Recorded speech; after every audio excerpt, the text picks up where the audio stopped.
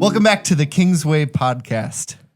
I am here joined by our family minister, John, and by this person to my left. If you're listening on Spotify or Apple Podcast, you have no idea what I'm talking about. But actually, they are panned to the right side. So, who are you?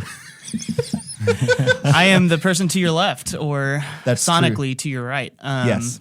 My name is Tyler Richter, and I'm one of the ministers at Christian Campus House in Springfield, serving college students at Missouri State and OTC and other campuses there. So Yeah. I think you knew this. Yeah, you almost certainly knew this. But my wife went to Campus House and went to Missouri State for a year and a half before she came to Ozark and met me. So we in our family have a small Campus House ministry, small Campus House memory, where we did go to Dave Embry, the guy who used to be in charge of it, his retirement party. Oh, yeah. Or final 801, maybe both. Yeah. I think we went to both.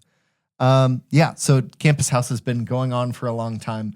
What is Campus House? Yeah, so we're a campus ministry, which means that we do most of our ministry on the campus of Missouri State, and we are seeking to create a community that allows students to find and expand their relationship with Jesus, and we're training students on what it looks like to be a follower of Jesus and to do what he says. And so we have lots and lots of opportunities to grow in that and to experience that with students. But yeah, we serve students. Once again, we're mostly present on Missouri State's campus, but we serve students from OTC and sometimes every once in a while Drury as well. Yeah. Okay. And so, yeah. So would you say you just kind of answered part of the question that I would have, like, is it just Missouri State students? Obviously not. But with that, do you see the majority being Missouri State student, or do you kind of have a pretty good mix of students that are outside of that? Yeah, the majority is Missouri State students for Okay. sure. Because once again, that's where we're situated. We actually have facilities that are a block off of campus, and so Okay. we have some events that are just like right off Missouri State's campus as well as on campus. But the majority are Missouri State students, and then we always have a handful of OTC students, and we also serve like non-students who are just like 18, 20, somewhere in there, who want to find a community of peers as well. And so they get to kind of like blend in on campus a little bit and hang out with us. But I like that. That was going to be my next question, was if they're not a student anywhere, but kind of in that range of age, would they still be able to participate? So yeah, sounds awesome. absolutely. So you guys are like a age, state of life specific ministry. Why campus ministry? Why this age? Why not be the Amazon Warehouse and Republic pastoral ministry team? Oh, I've never considered that actually. I need to Well, pray let's start- and see if that's where God's leading me next. No, I'm just Why is it important that it's this group? Yeah, absolutely. Well, I think there are a few reasons. I think you can focus on just this age group and the strategic nature of reaching young adults who are, for the first time, kind of figuring out, like, what is my life going to look like? Like, I'm actually getting to make decisions for my own life. And I think that openness to what direction am I heading, that's a very strategic time to start talking about, like, what does it look like to follow Jesus for a lifetime? Right. Whether that's a student who's grown up in the church and has had, like, really great youth ministry experiences, but now they're having to determine, okay, how does this get lived out in, like, my adult life? And but you also have mom and dad leading you to Yeah. youth group. It's a decision they're making kind of for the first time on their own. Do I want to go or not? Right. yeah, I absolutely. remember early in church, I would at 9 and 10 years old, they would pass the offering plate. And I would elbow my mom really hard and be like, give me $1, give me a quarter. So I could put something in the offering plate. That's like what so much of faith is before you leave and have full agency. You're the person getting yourself out of bed in the morning. You're the person making choices about your own life. Yeah. And we want to stand in that gap too, because statistically speaking, we lose a lot of kids who grow up in church and who like move away from home or go to college or whatever. A lot of those kids either temporarily or permanently, unfortunately, walk away from Jesus during that time. And so we want to stand in that gap and say, hey, what your parents have poured into you, what your youth ministers have poured into you, like we want to help continue that trajectory of faith and the excitement of following Jesus. And that's actually what we're created for. And so that feels really strategic, as well as, these students are considering like, what is my career? What am I going to be doing with the vast majority of my waking hours for the next 40 plus years? And so getting to connect that with the kingdom of God and the mission of God is also really exciting and a big part of what we do. And so I think there's a lot of just like strategy for, or it's very strategic to reach 18 to 24-year-olds just in general. And then on the other side, the university setting, I think, is also a really strategic mission field, and it gets me really excited. I think first and foremost, I mean, some of what I've already said, students are considering what they're doing for the rest of their lives, and so those big decisions are being made at the university, and so being able to say, hey, how about you make a decision about Jesus, like whether or not you're going to follow him, I think that's really exciting. But then also, there are thousands of international students who come to Springfield, Missouri every year, many of whom are from countries and nations where we would be restricted in going there and actually like proclaiming the good news of Jesus, but they're coming to us. And so I get to step outside of my office and like walk a block.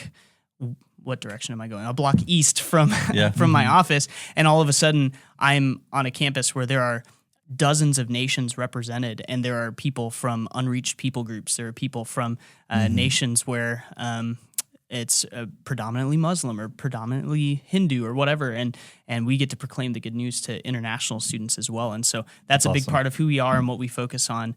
And so, there's a lot of, there's more that I can say, but I'll stop. But there's a lot of reason why I think campus ministry in particular is really exciting and strategic. Yeah.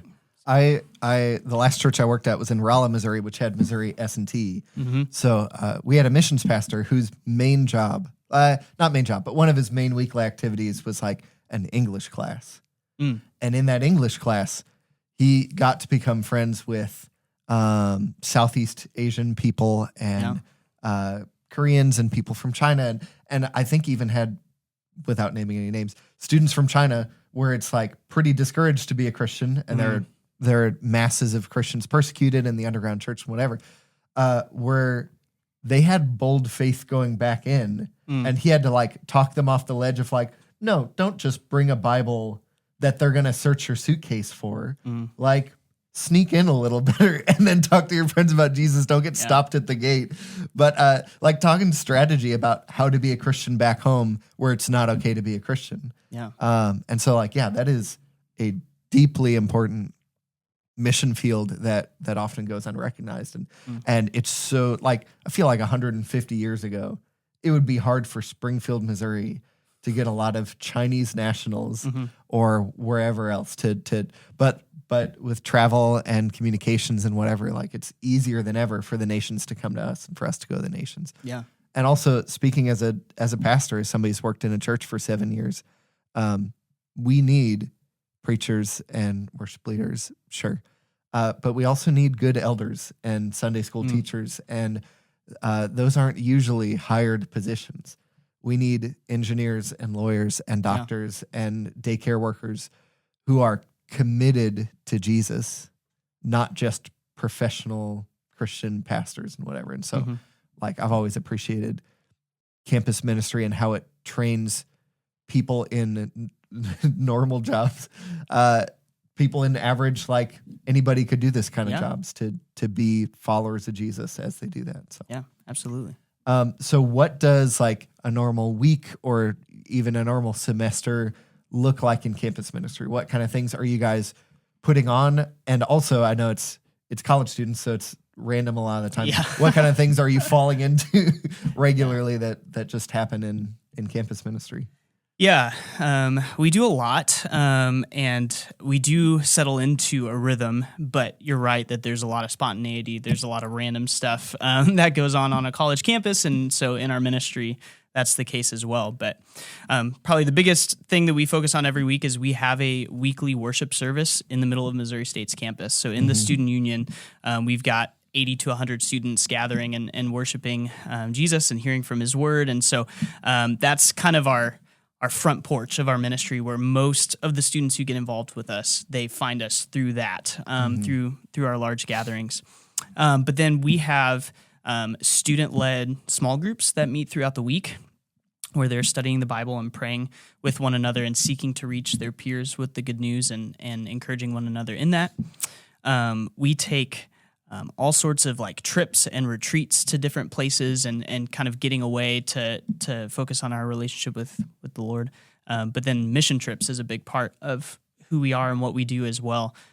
We want our students to be doers of the word, not just hearers of the word. And we believe that one big aspect of that is being involved in missions. And so whether that's sending or praying or like welcoming international students, but it could also be going. And our ministry has a long history of actually sending out a lot of students into the mission field in really, really cool ways. And I'm just happy to be a small part in that, in helping mobilize students for the mission field. And so we take short-term mission trips domestically and internationally, like all the time. And so recruiting students for that and giving them that vision of here's what God's doing around the world and here's how you can be a part of it.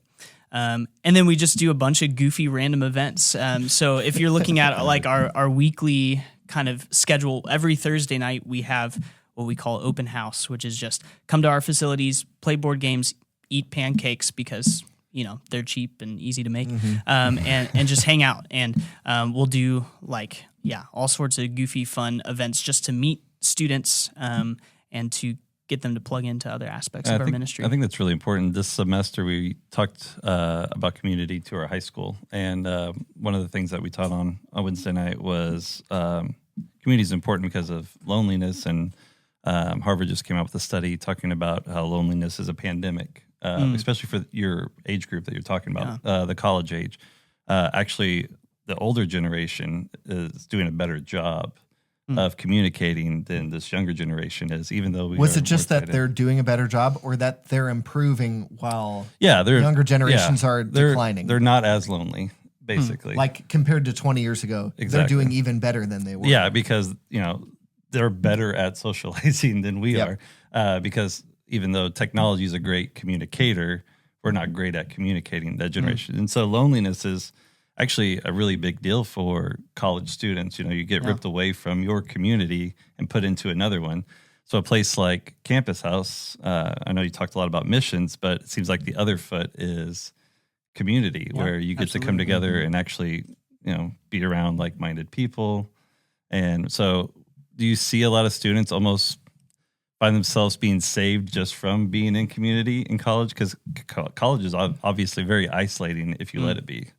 But then it also can be very giving if you allow yourself into a community. So I know that, for most people, it's easy to get lost in kind of that shuffle. So do you guys find yourself attracting a lot of people with some of those events just because it's like, hey, it's something to do and I get to meet people and then you get to teach them who Jesus is? Yeah. I wouldn't say that students are coming in droves that are in that category. But we definitely have a handful every year who are kind of just wandering in going, hey, I don't really know about this Jesus guy, but we're playing dodgeball and that sounds fun. And we get to kind of bring them in that way. And so, I think students have been drawn to the community aspect, even students who don't know Jesus, where they come to Campus House and they're like, hey, I feel loved and cared for, and I'm having fun in a way that maybe I wasn't having last year when I was a freshman, but now I'm a sophomore and kind of making these choices or, whatever. But I think that's such a bigger deal than I think most of us even realize, is that community aspect. We get a lot of students and that just want to come and hang out with their friends. And then, there just happens to be church tied to it. Right. And, the partnering that we're talking about is like giving them that opportunity, not just like saying, well, see you later after youth group. It's like, no, there's another step that you can still join in this community that's very similar There's a family you can belong exactly. to. Yeah.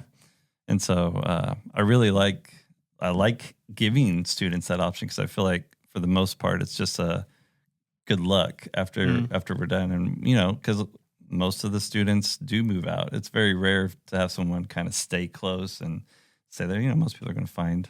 Honestly, I've been in and around our youth ministry here at Kingsway. I serve in it, but I'm not like in charge of it. I don't keep up with every single student, but I've noticed at least a good handful of them. They still live at home, or they live very close, and they go to OTC or Missouri State or whatever. Right. And so like, it would be valuable for them to know, like, hey, you found a family, you found a community and youth group. You could find that same family again. Not the same people necessarily, but like, you could find a family again. There's still, the value's the same. At a campus ministry, like campus. So I feel like that ministry is very important just for that aspect alone with, in college, because I remember my first semester I went to OTC before I went to College of the Ozarks, and they did a good job of really like cultivating community down there. But at OTC, that just wasn't the case. Like you went, got your classes, and you came home. And if you didn't take initiative and didn't have like a home church family, you could feel very isolated pretty quickly. So just to connect with a youth group and let them know there's next steps that once you're done with youth group doesn't mean you're done with like hanging out with people and having fun and doing things like that. So it's exciting. Yeah. And what's really fun about, once again, kind of the strategic nature of doing campus ministry in particular, is that I think community can flourish during your time in college in a way that it really can't, or it's harder for it to flourish in the same way in other stages of life. Yeah, more because opportunities. you have both kind of the autonomy of I get to kind of make my own schedule, and so I can hang out with friends whenever I want to, and maybe even be a little bit irresponsible with my homework because I'm hanging out with friends. And then on the other side, like you do have flexibility in your schedule and in your life. Like once you graduate and you have the 40-hour-a-week job, or you start having spouse and kids and family, as we know, it becomes harder to have like that ongoing kind of community. Whereas like our students can hang out with one another every single day. They can, and that can be an intentional community as well. Not just, they can have fun goofing around, and that's also great, but they get to have deep conversations. They get to learn in the context of community what it looks like to be like Jesus and follow him, and in a way that is maybe harder to replicate in other kind of seasons of life. And so that's one of the fun things about campus ministry as well. And it's transformative as well, as you're saying, like it does transform lives, either seeing somebody truly come from death to life, like making a decision to follow Jesus because they got involved in our community. But we also see it where that kind of that lukewarm or about to fall off the fence kind of Christian then getting reinvigorated in the context of community, because they see their peers who are passionate about Jesus, and they're like, oh, maybe this is for me too. And so and I love that you guys really exciting. Are mission forward too, to like say like you get to learn this, but you get to do something with it as well. And we're going to help train you to go out and do this. And so giving purpose to that is, I think, really important. Yeah. We, I don't know how many people at our church are campus house raised Christians or campus house influenced Christians. But I do know one person at our church other than my wife, which is Brian Moody. And I know he's on your board, but he goes to our church. And we have conversations all the time. And I can tell, because of the influence Campus House had on him, he's one of the people more often than a lot of others who will be asking, like, how can I get involved? Why aren't we doing this? Not in a critical way, but in just constantly has a little bit of fire under him to be like, has the drive of like, I'm not a professional Christian pastor, but I could be doing more ministry, like almost ingenuitive, and like, how can I fit more Bible, more prayer, more talking to people about Jesus into my life and into the life of our church. And so that's something I've really appreciated. It's like how Campus House has made him into that person at our church. Yeah, that's awesome. cool. Yeah, first of all, Brian's one of my best friends, and so Love we Brian. were roommates in college, Yeah. and we're involved in Campus House together as students. And I think one of the cool things about Campus House, and this is true of like I think really healthy youth ministries as well, and but we let our students be leaders. Like we have a student leadership team, and they're tasked with doing a lot of ministry, and so you're taking that ownership in not only Campus House but in the kingdom of God at a young age. And so then when you move beyond the college campus and you get invested in wherever you land, like a local church, there's that fire to say like I want to still serve, I want to still be a part of this, like I care about the church, I care don't about want the to kingdom of attend God. church. I want to be church.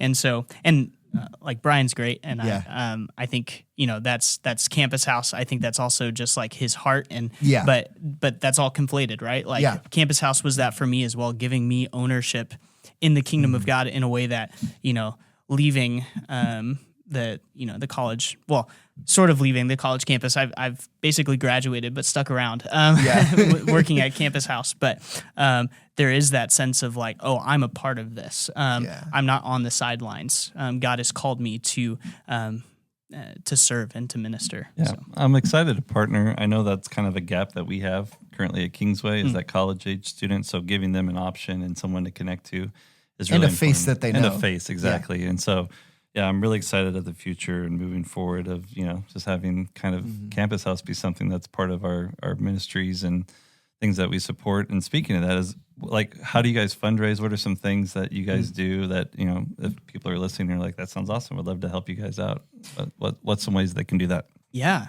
We are fully financially supported by churches and by individuals who care about our ministry and care about our mission and want to bless and serve college students. And so if there are any listeners who are feeling led by God to come alongside us as partners, we would love for that to happen. And so you can always just go to our website, which is cchspringfield.org, CCH standing for Christian Campus House, and check out some of the information about how to give and how to partner and how to serve there. We would love that. But yeah, we're what we do and our ability to be on campus and to have full-time staff who are dedicated to serving college students. None of that's possible without the churches and the individuals who support us financially and prayerfully. And so, yeah, and that's that's a big lot part of work because you guys don't just passively receive money. Like you have to go out and fundraise. I know that Kingsway would look a lot different if me and John and Trevor and Josie and Katrina and Sharon all had to be fundraising, like going on trips and visiting churches, and like it would look so much different. Yeah. And so like that's a testament to like how hard you guys work and how great your ministry still is, and also how great you guys are delegating and how formative that is on students. That like, because also these students are not paying to be there. They're paying to be at college, paying so much to be at college. That's true. And then paying literally nothing to show up to Campus House. So. Yeah. We don't pass the plate at our Tuesday night Bible studies. And we want any students to be involved without any sort of barrier. And so we're very blessed by awesome. like a long history of many churches and individuals coming alongside of us, and a lot of alumni, students who have graduated and then gone on to start working and want to give back and want to give to Campus House to see the next generation raised up. We're very blessed by all that generosity. So, yeah. Well, Tyler, it's been awesome. Thanks for sharing all the information you have at Campus House. It sounds like an amazing ministry for kind of that next step after high school, and I really appreciate you coming on today. Yeah, thank you guys. It's first time on a podcast for me, so I feel like I didn't screw up too bad. So you didn't, but that's at least what I think. If you're listening right now, could you comment below a letter grade for I'd Tyler? appreciate that. Yeah. And the only comments we'll allow include a $5 donation to Campus House. Oh, I appreciate Super that chats even on more. Yeah. YouTube. Totally kidding. No bar for entry for commenters either. If you've enjoyed this episode, feel free to like and subscribe and do all that stuff so that you can stay up to date with our content as it comes out. And also, like Tyler said, if you want to, if you felt led just listening to stories about Campus House and how it's developing and nurturing and maturing Christians to go into churches, go into the mission field, feel free. We'll have their information link below so you can give and support that ministry. Anything else? That was a great ending. Okay, perfect. Have a great and glorious day in the Lord. See ya.